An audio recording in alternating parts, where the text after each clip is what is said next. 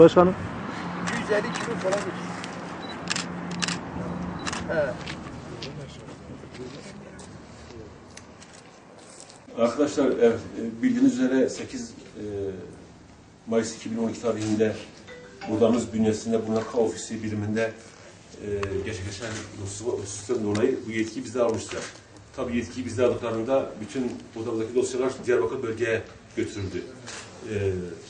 O anlamda 4 bin üyemiz maalesef mağdur kuruma düştü. Ve 4 bin üyemiz bu K belgesi almak için Diyarbakır'a gitmek zorunda kaldılar. Hem güvenlik anlamında hem ekonomik anlamda bir mağduriyet yaşadık. 23 Ekim 2012 tarihinde Sayın Başbakanımız geldiğinde Ulaşma Bakanımız Sayın Binali Yıldırım Başbakanımıza refakat etmiştiler. Biz bu mağduriyetin giderilmesi için Sayın Bakanımızla tekrardan Van'da K ofisi kurması yönünde bir talepte bulunduk.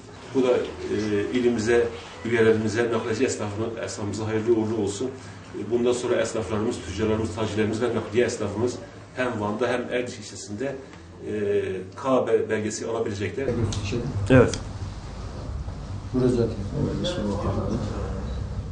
Hacı Göz kafanı kaldır millet sayıyorsun. Teşekkür ederiz.